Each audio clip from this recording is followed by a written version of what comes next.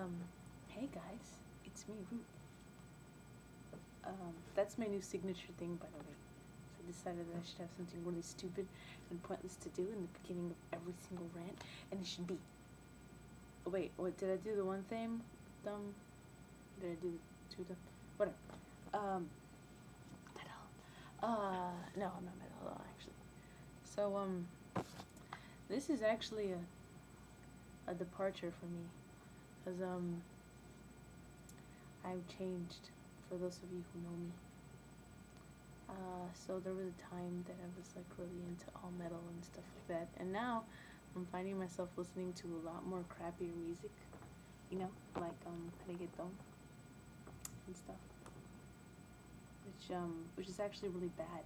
Like it like in essence, every single beat sounds exactly the same, and I always thought that was like how is it that we're so obsessed with this kind of music when every single beat is like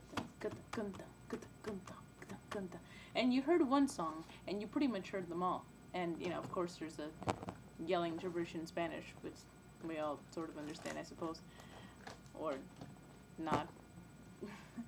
But it's like, okay, it just comes to a whole new entire point. Why the obsession with this music? And it's funny because when I first heard Daddy Yankee sing, when I first heard that Gasolina song, I was like, this is so a one-hit wonder.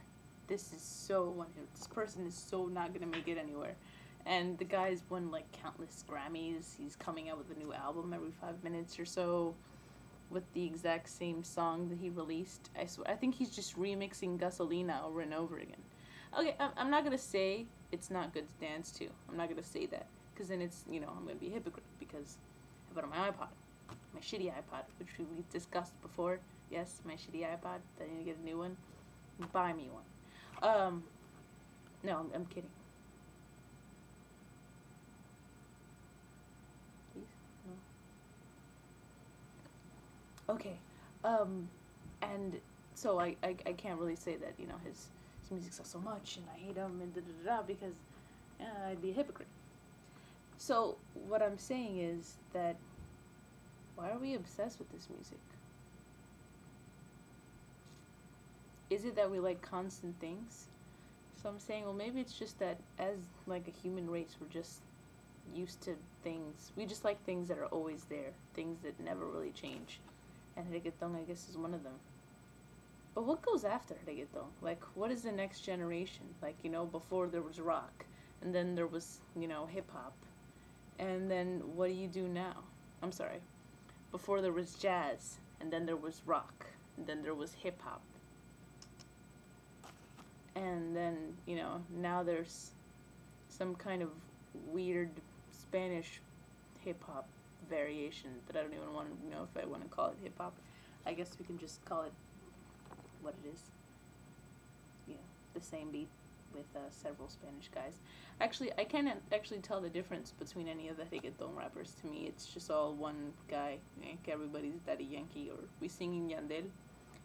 They're the other ones. They're two guys from Puerto Rico. They do that, whatever it is.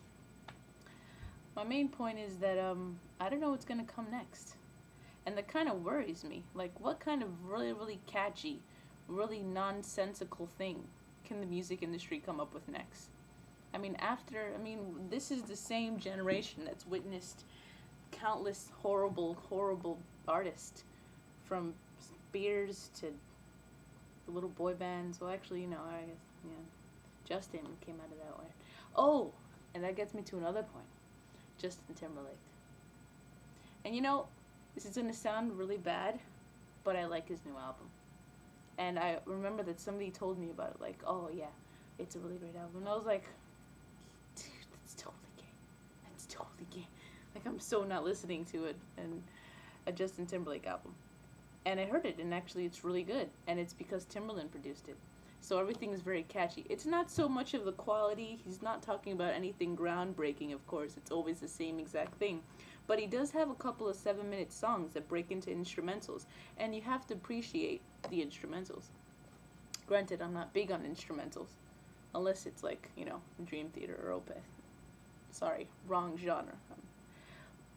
But, it's like, I was just like really surprised. I was just like, wow, I couldn't really understand at first, and then now it's like, wow. Oh, and it's just always funny to see, you know, whenever you have a commercial white male singer or something, the best way to make him attainable to everybody is to make him somewhat into the hip hop community, like assimilate him somehow. Or, you know, of course, with Justin Timberlake, it was the fact that Timberland was always behind him, and, you know, making it sort of R&B-ish, going into R&B-ish. It's the same thing that happened with Mariah Carey. What happened with her big comeback album? She just went back to what she knew best. Like, what was the album that she had before? I don't even know. Whatever it was horrible. And then she came up with a new album, and she appealed to the hip-hop audience. And by the hip-hop audience, I don't mean necessarily just people who listen to hip-hop, because half of the people who listen to hip-hop don't listen to Mariah Carey or Justin Timberlake. It's actually just pop culture, just like 15, 16-year-old kids who watch MTV. Unfortunately, I can't put myself in that bowl since I don't have cable. Actually, I have bootleg cable, which is really interesting. Actually, no, it's actually pretty common, because after all, I am Hispanic, so of course I have bootleg cable. How long is this? Oh god, this is way too long. I'm gonna have to cut this down, and then I'm gonna make a new one.